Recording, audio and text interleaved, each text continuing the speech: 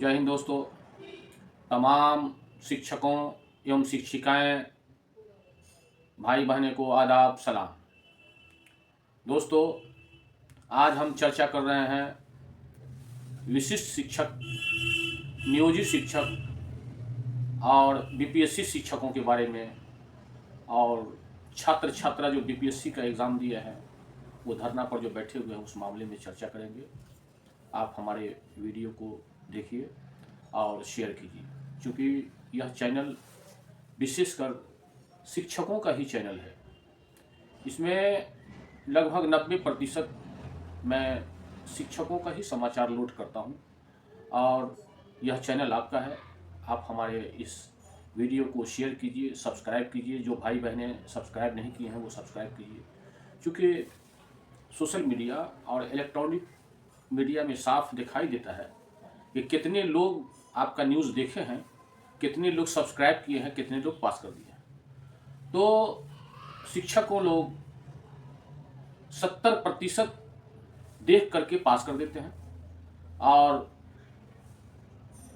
30% subscribe करते हैं, जबकि सब्सक्राइब करने से आपका कुछ खर्च नहीं होता है।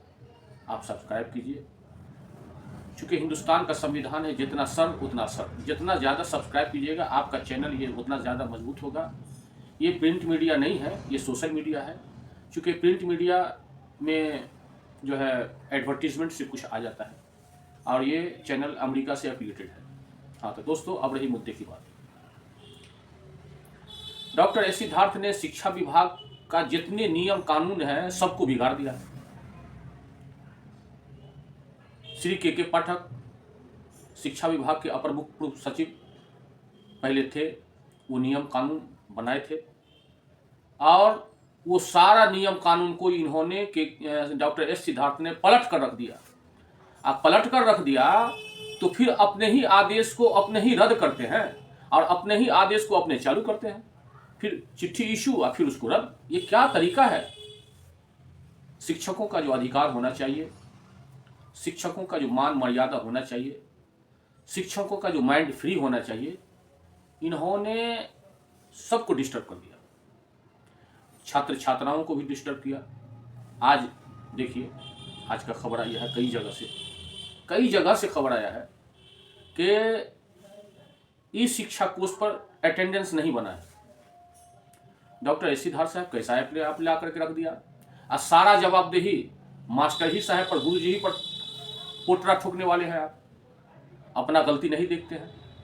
विशिष्ट शिक्षक नियमावली के अंतर्गत आपने जो नियम बनाया, आपने जो कानून बनाया, आपने जो 4 सदस्यीय कमेटी जो बनाया, वो फैसला दिया कुछ और उसका नियम कानून को पलट करके फैसला कर रहे हैं कुछ।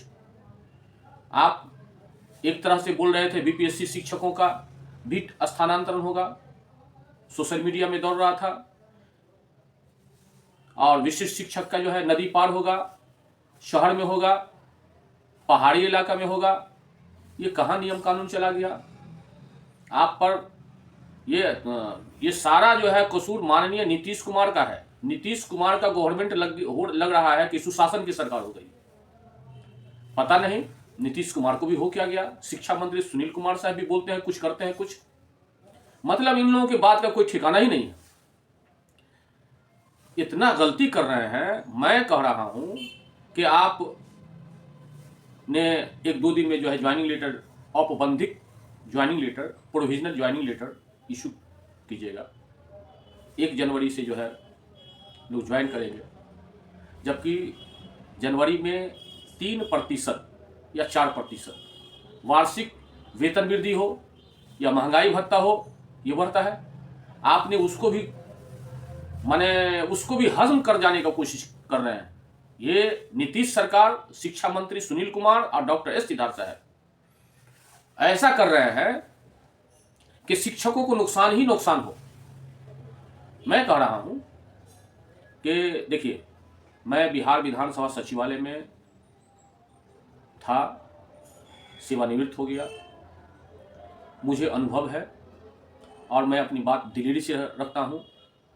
नीतीश कुमार जो बिहार के मुख्यमंत्री हैं, सुनील कुमार जो शिक्षा मंत्री हैं और डॉक्टर एस सिद्धार्थ साहब जो शिक्षा विभाग के अपर मुख्य सचिव हैं, ये तीनों को मैं ध्यान आकृष्ट करते हुए कहना चाहता हूं। दोस्तों, आप इस हमारे वीडियो को इतना ज्यादा शेयर कीजिए कि नीतीश कुमार सुने, कि माननीय नीतीश कुमार यह बतलाने की कृपा करेंगे क्या यह बात सही है कि यह देश, यह बिहार संविधान से चलता है? क्या यह बात सही है कि संवैधानिक अनुसार कर्मचारियों को या शिक्षा विभाग के पदाधिकारी हो या शिक्षक हो, उसको कालबद्ध प्रोन्नति होता है, स्नातक ग्रेड प्रमोशन होता है, अपने अपने विभाग में जो स्तर से 5 वर्षीय 10 वर्षीय प्रमोशन होता है वो देने का प्रावधान है? यदि उपर्युक्त खंड के उत्तर स्वीकारात्मक है तो आपने नियोजित शिक्षकों को क्यों नहीं आप पदोन्नति दिए? इसका क्या औचित्य है? आप जवाब दीजिए। आप लॉलीपॉप दिखा करके नियोजित शिक्षकों को, बीपीएससी शिक्षकों को पूरा होड़ मचा दिया, और यही शिक्षक के बहाने आप इलेक्शन को लाइट में लाना चाहते हैं। लेकिन मान लीजिए कि आपने जो शिक्षकों को, जो नियमित शिक्षक हो या विशिष्ट शिक्षक, नियोजित शिक्षक, बीपीएससी शिक्षक या अन्य कोई शिक्षक हो, आपने शोषित करने का काम किया है। ऑनलाइन अटेंडेंस ले आए, आपका ऐप काम नहीं कर रहा है, किसका गलती है? शिक्षक का। आपने कहा था, आप तो इतना झूठ बोलते हैं कि झूठ का ढेर हो गया। आपने कहा था 3 महीना आदत लगाने के लिए हम कर रहे हैं। आप जो है हर स्कूल में ऐप भेज रहे हैं। आई हर स्कूल में आप भेज रहे हो तो आप हर विभाग में भेजिए। आप बल्कि सभी कर्मचारी को आप चिप्स लगा दीजिए कि कौन कर्मचारी किधर जा रहा है। क्या तरीका है? शिक्षकों का माइंड फ्री होना चाहिए। शिक्षकों को जो आप विशिष्ट शिक्षक बना के भेज रहे हैं, ये अच्छी बात है। राज्यकर्मी बना रहे हैं, वो अच्छी बात है, लेकिन उसका पूंछे काट रहे हैं। उसका जो लाभ होने वाला हो वही आप सेवा निरंतरता नहीं दे रहे हैं, स्नातक ग्रेड प्रमोशन नहीं दे रहे हैं, कालबद्ध प्रोन्नति प्रमोशन नहीं दे रहे हैं, प्रधानाध्यापक का प्रमोशन नहीं दे रहे हैं। तो ये तो ड्रामा है ना। ये शिक्षकों को ठगना है। गुरु जी को आप नहीं ठग सकते हैं। गुरु जी राष्ट्र के निर्माता हैं। और याद कर लीजिए, माननीय मुख्यमंत्री श्री नीतीश कुमार, माननीय शिक्षा मंत्री श्री सुनील कुमार और शिक्षा विभाग के अपर मुख्य सचिव डॉक्टर एस सिद्धार्थ साहब, आप सभी ने शिक्षकों को पैर छू करके प्रणाम किया था, और वही गुरु जी का आशीर्वाद से आप अच्छे जगह हैं। नहीं तो अगर ये गुरु जी आशीर्वाद नहीं देते तो आप नहीं आगे बढ़ते। आप सर्च कीजिए, विदेश में सबसे ज्यादा सैलरी प्राइमरी टीचर का है, उसके बाद एक आईएएस से भी ज्यादा प्राइमरी टीचर का है, उसके बाद माध्यमिक शिक्षक का है, तब प्रोफेसर का है। लेकिन आपने शिक्षकों को माइंड डिस्टर्ब करने के लिए, गरीब के बच्चा को डिस्टर्ब करने के लिए आपने ऐसा ऐसा कानून ला के रख दिया। ये लोकतंत्र का हत्या है। आप सेवा में निरंतरता क्यों नहीं दीजिएगा? आपको देना पड़ेगा। यदि सेवा में निरंतरता नहीं दीजिएगा तो आप 52 वर्ष के शिक्षकों को, 45 वर्ष के शिक्षकों को आप विशिष्ट शिक्षक बना रहे हैं। क्या आपको इन लोगों का ज्यादा एज पर ज्वाइनिंग करवाना ये प्रावधान है?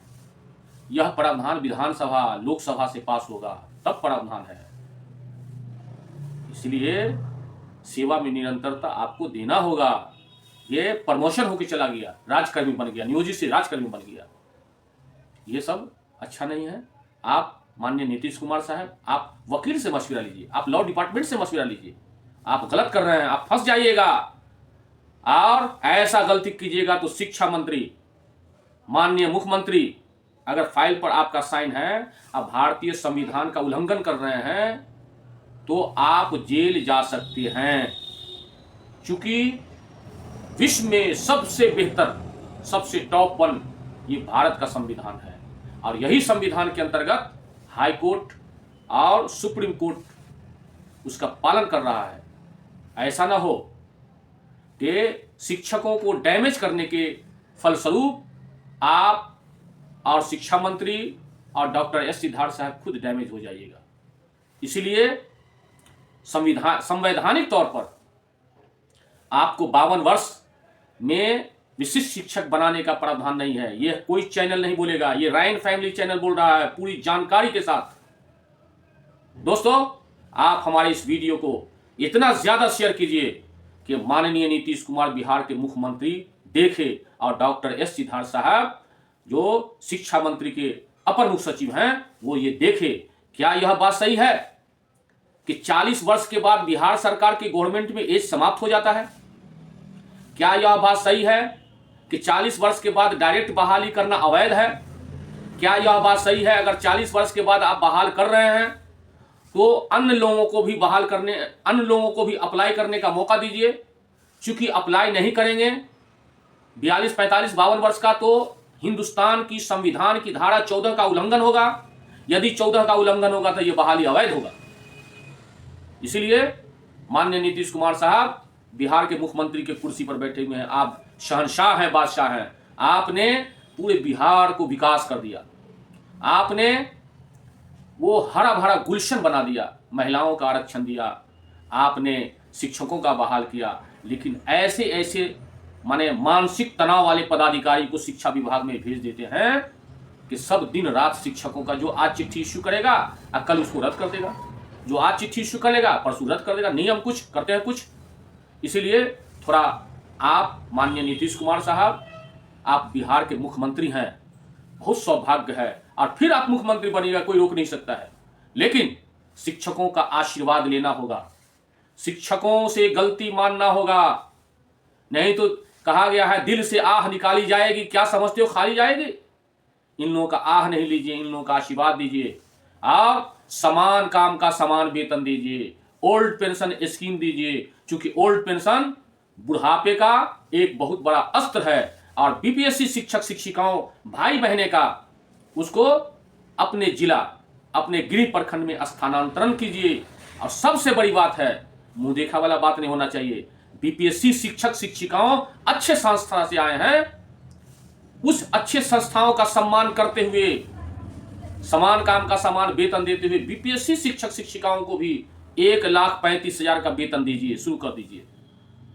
अन्यथा जैसा बीपीएससी का मामला जो उभर रहा है, क्वेश्चन लीक हो रहा है, तो ऐसे बीपीएससी संस्थाओं को आपको बंद कर देना चाहिए, एकदम बंद कर देना चाहिए। अभी जो है बापू सभागार में जो बीपीएससी शिक्षकों का जो एग्जामिनेशन हुआ है, 288 आवेदक एग्जामिनेशन में बैठे हैं, आवेदक आवेदिका, और मात्र 192 क्वेश्चन आया है। मतलब 288 एग्जामिनेशन में बैठे हैं और 192 क्वेश्चन आया है।